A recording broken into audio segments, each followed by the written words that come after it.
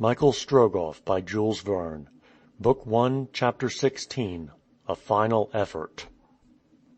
Michael's fear of meeting the Tartars in the plains beyond the Baraba was by no means ungrounded. The fields, trodden down by horses' hoofs, afforded but too clear evidence that their hordes had passed that way. The same, indeed, might be said of these barbarians as of the Turks. Where the Turk goes, no grass grows. Michael saw at once that in traversing this country the greatest caution was necessary. Wreaths of smoke curling upwards on the horizon showed that huts and hamlets were still burning. Had these been fired by the advance guard, or had the Emir's army already advanced beyond the boundaries of the province? Was Feofar Khan himself in the government of Yeniseisk? Michael could settle on no line of action until these questions were answered. Was the country so deserted that he could not discover a single Siberian to enlighten him? Michael rode on for 2 versts without meeting a human being. He looked carefully for some house which had not been deserted. Every one was tenantless. One hut, however, which he could just see between the trees, was still smoking. As he approached he perceived, at some yards from the ruins of the building, an old man surrounded by weeping children. A woman still young, evidently his daughter and the mother of the poor children, kneeling on the ground, was gazing on the scene of desolation. She had at her breast a baby but a few months old. Shortly she would have not even that nourishment to give it. Ruin and desolation were all around. Michael approached the old man. "Will you answer me a few questions?" he asked. "Speak," replied the old man. "Have the Tartars passed this way?" "Yes, for my house is in flames." "Was it an army or a detachment?" "An army, for as far as eye could reach, our fields are laid waste." "Commanded by the Emir?" "By the Emir, for the Obi's waters are red." "Has Feofar Khan entered Tomsk?" "He has." "Do you know if his men have entered Kolyvan?" "No, for Kolyvan does not yet burn." "Thanks, friend. Can I aid you and yours?" "No." "Goodbye." "Farewell." And Michael, having presented 25 roubles to the unfortunate woman, who had not even strength to thank him, put spurs to his horse once more. One thing he knew: he must not pass through Tomsk. To go to Kolyvan, which the Tartars had not yet reached, was possible. Yes, that is what he must do. There he must prepare himself for another long stage. There was nothing for it but, having crossed the Obi, to take the Irkutsk road and avoid Tomsk. This new route decided on, Michael must not delay an instant. Nor did he, but, putting his horse into a steady gallop, he took the road towards the left bank of the Obi, which was still 40 versts distant. Would there be a ferry boat there, or should he, finding that the Tartars had destroyed all the boats, be obliged to swim across? As to his horse, it was by this time pretty well worn out, and Michael intended to make it perform this stage only, and then to exchange it for a fresh one at Kolyvan. Kolyvan would be like a fresh starting point, for on leaving that town his journey would take a new form. So long as he traversed a devastated country the difficulties must be very great. But if, having avoided Tomsk, he could resume the road to Irkutsk across the province of Yeniseisk, which was not yet laid waste, he would finish his journey in a few days. Night came on, bringing with it refreshing coolness after the heat of the day. At midnight the steppe was profoundly dark. The sound of the horses' hoofs alone was heard on the road, except when, every now and then, its master spoke a few encouraging words. In such darkness as this great care was necessary lest he should leave the road, bordered by pools and streams, tributaries of the Obi. Michael therefore advanced as quickly as was consistent with safety. He trusted no less to the excellence of his eyes, which penetrated the gloom, than to the well-proved sagacity of his horse. Just as Michael dismounted to discover the exact direction of the road, he heard a confused murmuring sound from the west. It was like the noise of horses' hoofs at some distance on the parched ground. Michael listened attentively, putting his ear to the ground. "It is a detachment of cavalry coming by the road from Omsk," he said to himself. "They are marching very quickly, for the noise is increasing. Are they Russians or Tartars?"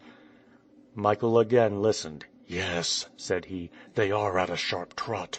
My horse cannot outstrip them. If they are Russians I will join them. If Tartars, I must avoid them. But how? Where can I hide in this steppe?"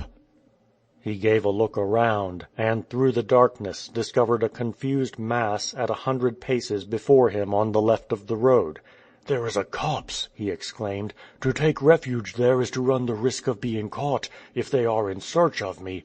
But I have no choice." In a few moments Michael, dragging his horse by the bridle, reached a little larch wood, through which the road lay. Beyond this it was destitute of trees, and wound among bogs and pools, separated by dwarfed bushes, whins, and heather. The ground on either side was quite impracticable, and the detachment must necessarily pass through the wood. They were pursuing the high road to Irkutsk.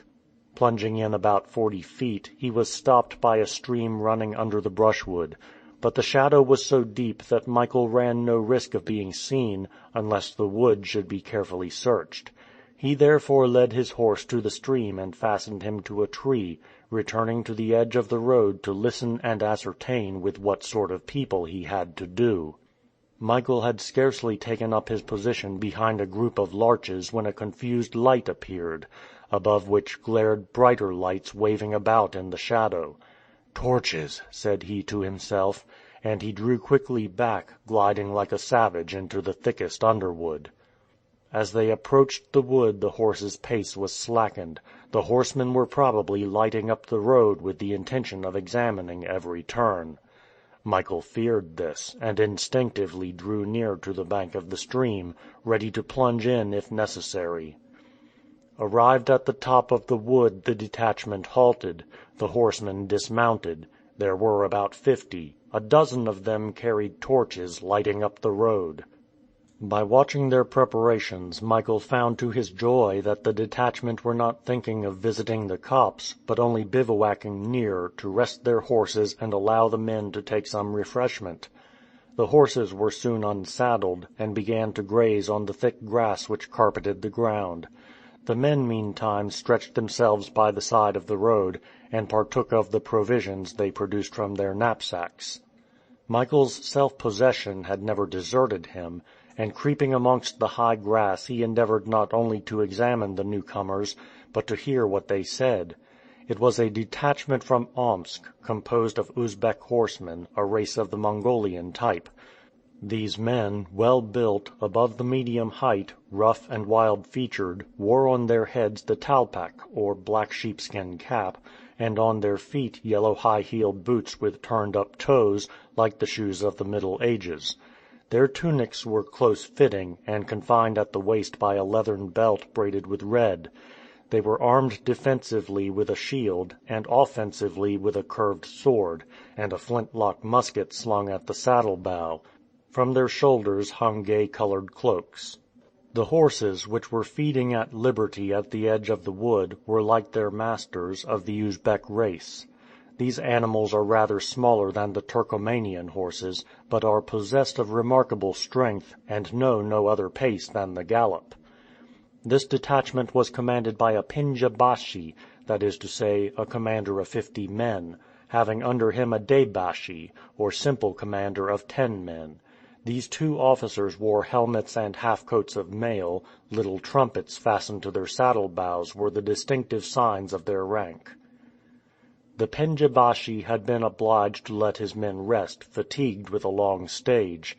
He and the second officer, smoking beng, the leaf which forms the base of the hashish, strolled up and down the wood, so that Michael Strogoff, without being seen, could catch and understand their conversation, which was spoken in the Tartar language.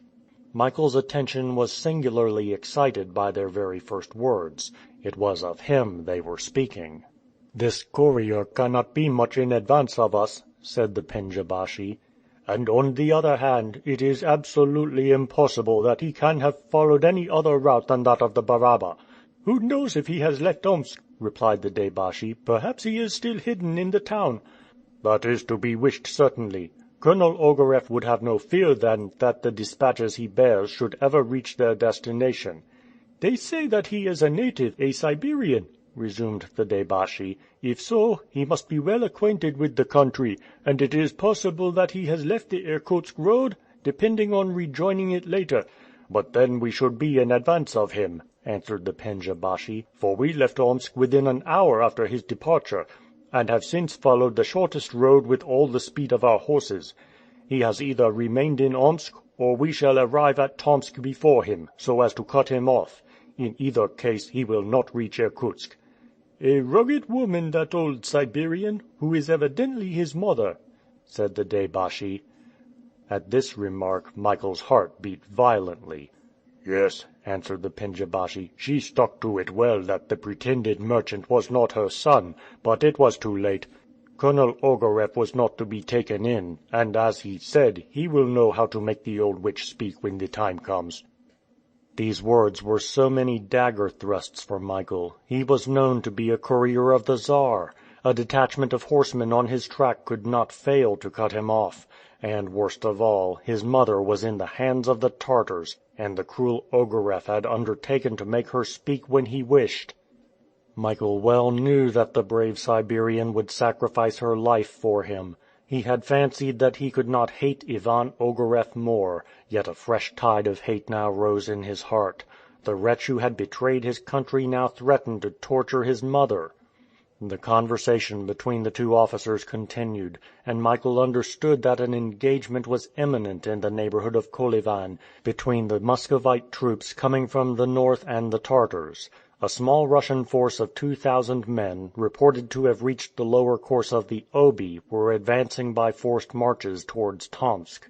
If such was the case, this force, which would soon find itself engaged with the main body of Feofar Khan's army, would be inevitably overwhelmed, and the Irkutsk road would be in the entire possession of the invaders.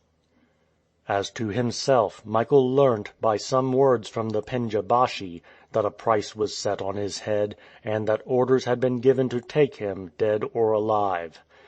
It was necessary, therefore, to get the start of the Uzbek horsemen on the Irkutsk road, and put the Obi between himself and them.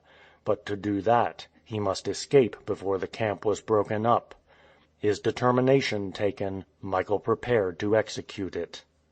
Indeed, the halt would not be prolonged, and the Pendja Bashi did not intend to give his men more than an hour's rest, although their horses could not have been changed for fresh ones since Omsk, and must be as much fatigued as that of Michael Strogoff. There was not a moment to lose. It was within an hour of morning. It was needful to profit by the darkness to leave the little wood and dash along the road, but although night favored it, the success of such a flight appeared to be almost impossible. Not wishing to do anything at random, Michael took time for reflection, carefully weighing the chances so as to take the best. From the situation of the place the result was this, that he could not escape through the back of the wood, the stream which bordered it being not only deep, but very wide and muddy. Beneath this thick water was a slimy bog, on which the foot could not rest. There was only one way open, the high road. To endeavor to reach it by creeping round the edge of the wood, without attracting attention, and then to gallop at headlong speed, required all the remaining strength and energy of his noble steed. Too probably it would fall dead on reaching the banks of the Obi, when, either by boat or by swimming, he must cross this important river. This was what Michael had before him. His energy and courage increased in sight of danger. His life, his mission, his country, perhaps the safety of his mother, were at stake. He could not hesitate. There was not a moment to be lost. Already there was a slight movement among the men of the detachment. A few horsemen were strolling up and down the road in front of the wood. The rest were still lying at the foot of the trees, but their horses were gradually penetrating towards the center of the wood. Michael had at first thought of seizing one of these horses, but he recollected that, of course, they would be as fatigued as his own. It was better to trust to his own brave steed, which had already rendered him such important service. The good animal, hidden behind a thicket, had escaped the sight of the Uzbeks. They, besides, had not penetrated so far into the wood. Michael crawled up to his horse through the grass, and found him lying down. He patted and spoke gently to him, and managed to raise him without noise. Fortunately the torches were entirely consumed, and now went out, the darkness being still profound under shelter of the larches. After replacing the bit, Michael looked to his girths and stirrups, and began to lead his horse quietly away. The intelligent animal followed his master without even making the least neigh.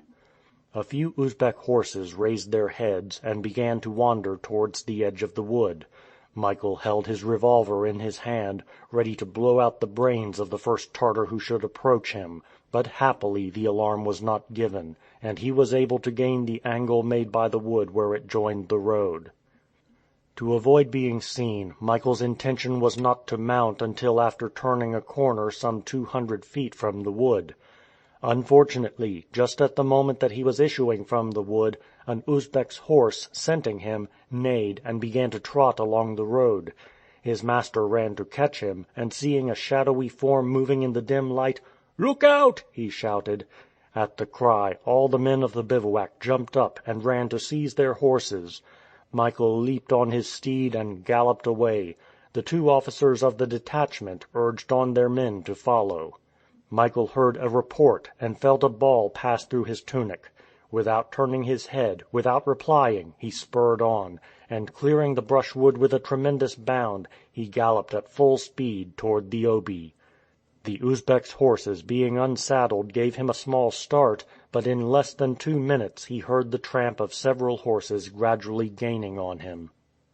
Day was now beginning to break, and objects at some distance were becoming visible.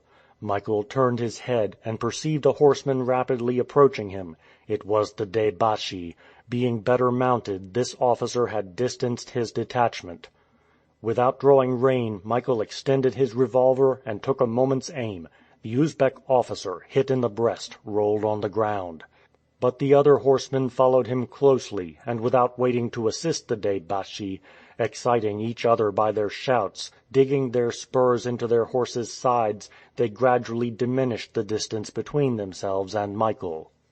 For half an hour only was the latter able to keep out of range of the Tartars, but he well knew that his horse was becoming weaker, and dreaded every instant that he would stumble, never to rise again. It was now light, although the sun had not yet risen above the horizon. 2 versts distant could be seen a pale line bordered by a few trees. This was the Obi, which flows from the southwest to the northeast, the surface almost level with the ground, its bed being but the steppe itself. Several times shots were fired at Michael, but without hitting him, and several times too he discharged his revolver on those of the soldiers who pressed him too closely. Each time an Uzbek rolled on the ground, midst cries of rage from his companions. But this pursuit could only terminate to Michael's disadvantage. His horse was almost exhausted. He managed to reach the bank of the river. The Uzbek detachment was now not more than 50 paces behind him. The Obi was deserted, not a boat of any description which could take him over the water. "Courage, my brave horse!" cried Michael. "Come, a last effort!" And he plunged into the river, which here was half a verst in width. It would have been difficult to stand against the current. Indeed, Michael's horse could get no footing. He must therefore swim across the river, although it was rapid as a torrent. Even to attempt it showed Michael's marvelous courage. The soldiers reached the bank but hesitated to plunge in. The Pendja Bashi seized his musket and took aim at Michael, whom he could see in the middle of the stream. The shot was fired, and Michael's horse, struck in the side, was borne away by the current. His master, speedily disentangling himself from his stirrups, struck out boldly for the shore. In the midst of a hailstorm of balls he managed to reach the opposite side, and disappeared in the rushes. End of Book 1, Chapter 16.